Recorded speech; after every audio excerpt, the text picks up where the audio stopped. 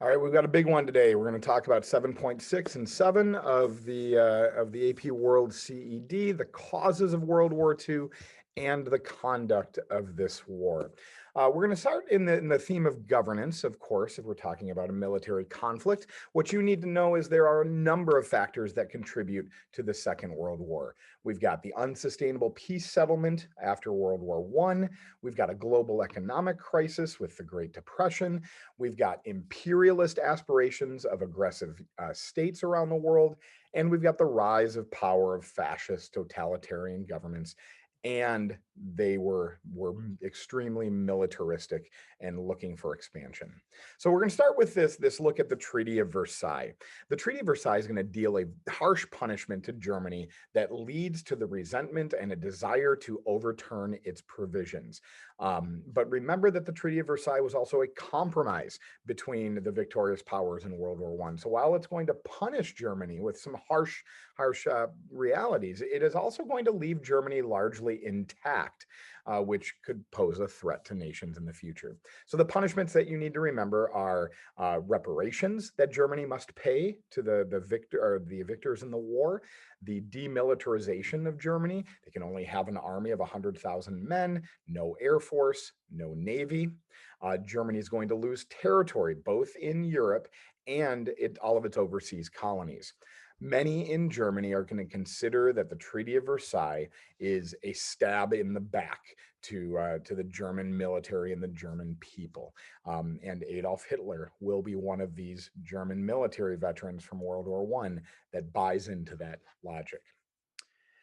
When we look at the Great Depression, this is an economic crisis that spreads around the world, and it will take nations away from some of that international cooperation that we saw in the 1920s to more nationalist and protectionist economic policies. This is going to lead nations like Japan, Italy, and Germany to look towards expansion that could provide vital resources for their states as international trade is going to be threatened. One of the first reactions to the Great Depression is to put punishing tariffs on imported goods, for example, in the United States. So nations are going to have to go out and look for their own resources if international markets are not going to function as normal. This economic crisis would also lead populations to support more radical political ideologies like the Nazi Party in Germany that promised economic strength for their countries. Then it comes to the specific of imperialist expansion. Japan, Italy, and Germany are all going to look towards territorial expansion to become economically self-sufficient and to grow the nationalistic pride in their nations. Japan is going to push from its main islands into the mainland of East Asia with an invasion of Manchuria in 1931 and later mainland China in 1937. Italy is going to push in Africa to conquer more territories in Africa. If you might remember, in the 1890s, the Italians lost an attempt to conquer Ethiopia. In the 1930s, Italy under Benito Mussolini will go right back to Ethiopia to expand its territory there. And Germany is looking for conquest in East Asia to not only regain territory lost in World War I, but push beyond that for what Adolf Hitler called Lebensraum, or living space for the German people. To do this, all of these nations are going to see their militaries grow and their governments will support militaristic policies. These nations are going to form a military alliance in September 1940 called the Tripartite Pact. And this is where we are ultimately going to get what we call the Axis powers of the Second World War. That began with what was known as the Rome-Berlin axis between Germany and Italy. An axis is, a thing that something rotates around. So it's this idea that according to these nations, the world kind of revolves around them. And then, of course, Japan will join in this agreement as well. So let's look at Japan. Following the onset of the Great Depression, Japan is going to expand their empire into Manchuria in 1931.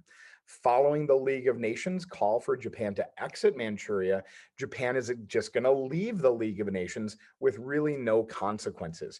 And this is going to show the weakness of the League of Nations in the face of an aggressive power. In 1937, Japan will invade mainland China. And then in 1941, Japan will push even deeper into Southeast Asia, creating all along what the Japanese are calling the Greater East Asia co-prosperity sphere, which is really just a means for Japan to get the resources this small island nation needs for its massive population and expansionist policies. Following trade embargoes from the United States, the Japanese are going to plan an attack against the United States at an American naval base in Hawaii called Pearl Harbor, along with other Western colonial holdings in Asia. For Italy, following the onset of the Great Depression, Italy is going to expand their empire with an invasion of Abyssinia or Ethiopia in 1935. In 1939, Italy will invade Albania, and in 1940, they'll push into Greece and Egypt. And then finally, with Germany, the rise of Adolf Hitler and the Nazi Party led to a push to overturn the Treaty of Versailles. Adolf Hitler will violate the Treaty of Versailles time and time again without repercussions from the Western powers. First, rebuilding his army and building a new navy and a new air force. Then in 1938, uniting Germany and Austria in what's known as the Anschluss, with in 1938 again carving off a part of Czechoslovakia called the Sudetenland region. And then in 1939, invading the rest of Czechoslovakia. Finally, by September 1st, 1939, Germany will invade Poland to officially start the Second World War. Now that we're in the World War, you need to know that World War II, like World War I, is a total war where a variety of strategies are going to be used to mobilize populations for the waging of this now largest war in human history. Ideologies like fascism and communism were used to mobilize the resources of the state for this war, and new military technology, atomic bombs and firebombing from above, would lead to unprecedented levels of wartime civilian casualties. This war begins with tremendous German and Japanese expansion in Europe and Asia. By 1941, the British and the Chinese were largely left alone to fight the Germans and the Japanese. But in June of 1941, Germany would invade the Soviet Union that created an unlikely alliance between the United Kingdom and the communist Soviet government. On December 7th, 1941, after the attack at Pearl Harbor, the United States is going to enter that alliance to create what is known as the Grand Alliance: the United Kingdom, the Soviet Union, and the United States, all waging war against the Axis powers. From 1942 to 1945, we will start to see the Axis powers lose the gains that they had seen from 1939 to 1942.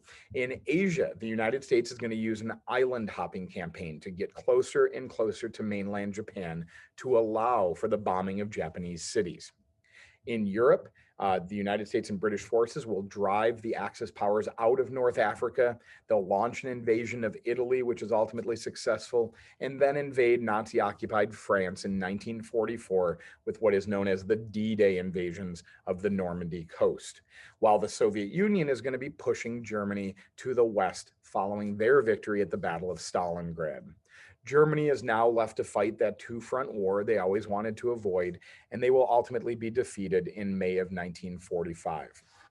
By 1945, Germany is invaded in the west by the British and the Americans and Canadians and French, and in the east by the Soviet Union.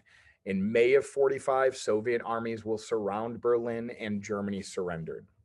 By March of 1945 in the Pacific, American forces are close enough to Japan to begin the firebombing of Japanese cities, including their capital of Tokyo. And in August of 1945, following the development of the atomic bomb, the United States will drop 2 atomic weapons on the cities of Hiroshima and Nagasaki.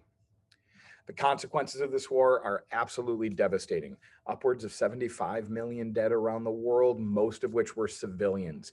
This is due to that nature of World War II being a total war and the destruction of cities due to increased air power and the development of those atomic weapons. Human rights atrocities are going to be seen in both Asia and Europe. For example, the Japanese invasion of China and the resulting rape of Nanking, where hundreds of thousands of Chinese civilians will be massacred by the Japanese military. And in Europe, the Holocaust, 6 million Jews and upwards of 5 million others that were deemed by the German government as unacceptable for a new German state. Would be executed across Europe.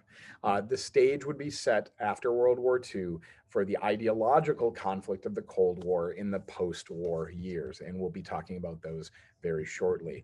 I just wanted to throw a couple pictures up for you so you can see the devastation that this air power would bring, both in Europe and in Asia. And then finally, we'll close with just a run through the big three. World War II is going to begin following the Great Depression and the push from militaristic states to gain new territories. New military technologies and the concept of total war will lead to unprecedented levels of death and destruction during the Second World War. And an alliance between the United States and the Soviet Union in order to defeat Nazi Germany will result in the ideological conflict called the Cold War in the years after World War II. We'll see you next time.